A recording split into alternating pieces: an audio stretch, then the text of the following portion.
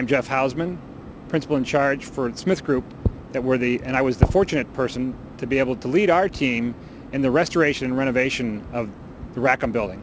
The building was originally designed by Smith Henchman and Grills, our predecessor, in 1935 by William Kapp, our lead designer at that point. It's my privilege today to take you on a tour of this building and the wonderful features within it. The Horace H. Rackham School of Graduate Studies was designed by William Kapp of Smith Henchman and Grills in 1935. Construction began in 1936 and was completed in 1938. The dedication was on June 17, 1938. The exterior of the building is reminiscent of classic Renaissance architecture with very unique elements spiced in. The building is 5 stories and has exterior terraces at the 2nd and 4th levels. The materials include a granite base, Indiana limestone, with a copper roof and bronze windows and doors. There are 7 bas-relief sculptures across the south face of the building, which we are looking at. They represent the general divisions of graduate studies. West to east, they are museums, social sciences, physical sciences, languages and literature, biological sciences, health sciences, and fine arts.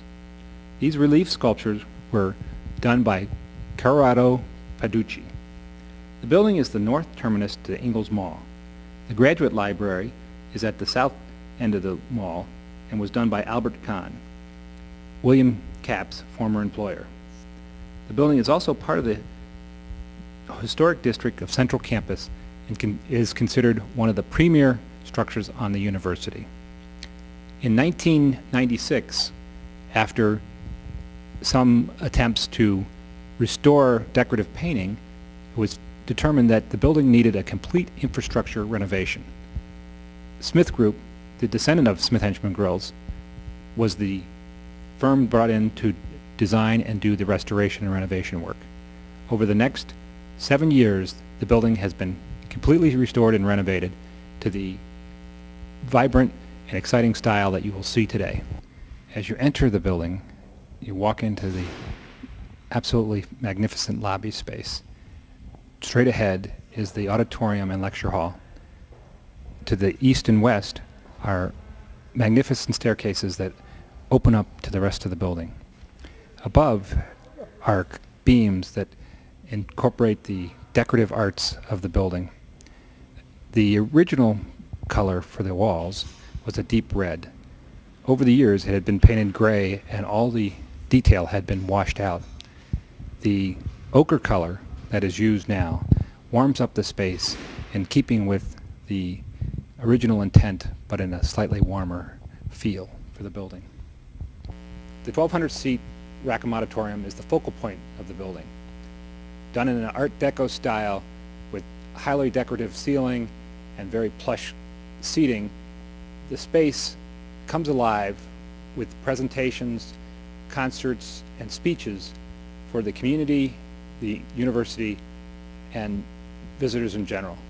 Many famous people have been here to give presentations, including congressmen, senators, and at least one former president, Gerald Ford. The ceiling is decorative, done with gold leaf and expressive painting, and it really brings the space alive. The auditorium not only is the feature of the building, but also is the focal point of the beginning of the restoration and renovation. In the late 90s, the university had the auditorium decoratively repainted, and within a month there was a leak and spalling and falling plaster. At that point, the university administration realized that they had to invest in the infrastructure of the building before they could go ahead and continue to restore any of the other spaces in the building. The lower level and first floors, east and west wings of the building, are primarily for administrative offices for the Rackham Graduate School. They were completely renovated to provide more up-to-date, ergonomically designed workspaces for all the employees. These include new workstations, new furniture, and internet and power and data upgrades, and all new mechanical electrical spaces. The whole floors, all floors, were completely renovated to allow the work to go on in a more efficient manner.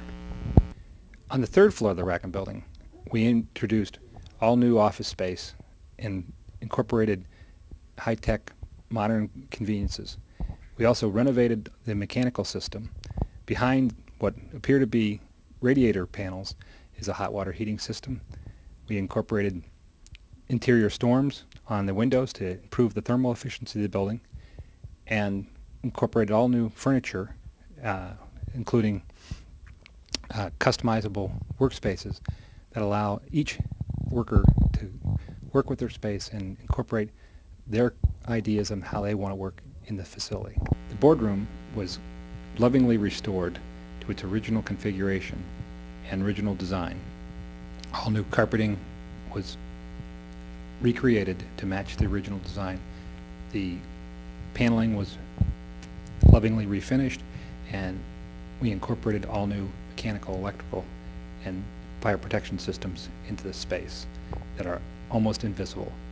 The board table was also restored and had to be done so in place because it could not be taken apart and taken out of the building. The reading room on the second floor of Rackham is one of the most breathtaking spaces on the university's campus. Lovingly restored as part of the restoration process, the carpeting, drapes, and decorative paint have been completely redone and restored in its original manner to bring it back to the original state. Beautiful space that it has remained as it was originally intended, a reading space for quiet study. There was no upgrades to bring in electric, to bring in wireless or any other communication devices. Again, this is a contemplative space intended for quiet study. The rotunda is the focal point of the second floor, just north of the reading room. It is an homage to Horace Rackham, who was the donor and namer of the graduate school. The exuberance of this space, with the terracotta color of the paint, the spectacular carpet, and the oculus. The oculus, indirectly lit, gives the space a wonderful feeling of brightness and lightness. It is the focal point of the second floor. The West Study Room, along with its twin, the East Study Room, on the second floor of Rackham, are intended for more lively discourse. They've been restored and renovated to allow internet access through wireless communication, power and data access, and the ability to come in and have a lively discussion on the space. The ornamentation and decoration is not quite as ornate as the reading room, but gives a great space to come in and have a great discussion about intellectual discourse. The 240-seat amphitheater on the fourth floor of Rackham is a great circular space lit with a indirect oculus from above to give you the feeling of indirect lighting from the sky. It's a wonderful space and quite detailed, with great discs of intricate art near the frieze line. The space is used traditionally for dissertations and lectures of a smaller scale. The assembly hall on the fourth floor of the Rackham building, across from the amphitheater, is one of my personal favorite spaces. The arched ceiling, the chandeliers, the iconic columns and pilasters, the natural light streaming in from the terrace. This space is used for receptions, for meetings, and for general gatherings, so that the university can come together and the graduate school can come together and share discourse. We're standing in the West Conference Room, and its twin, the East Conference Room on the other side, looks very similar. These rooms were restored and renovated during the renovation process. We incorporated new state-of-the-art lighting, restored the original lighting, and added a sound system that was delicately introduced into the building. The carpeting is an exact replica of the original carpeting for the building and was designed and replicated through the University of Michigan's Interior Design Department. A very intricate pattern also exists in the East Conference Room. One of the great features of the Rackham building are the fourth floor terraces that allow you to get outside and experience the complete campus. Looking south down the Ingalls Mall, we see the Graduate Library done by Albert Kahn. The Rackham building on the north end is the terminus to the Ingalls Mall. Beautiful spaces. One of the dominant features of the campus is the Burton Tower to the south and west of Rackham, again done in a limestone and copper roof, similar to Rackham. The fourth floor terrace was completely restored and renovated, incorporating a brand new state-of-the-art waterproofing system, and we also designed it so that it was handicap accessible so that everyone can enjoy.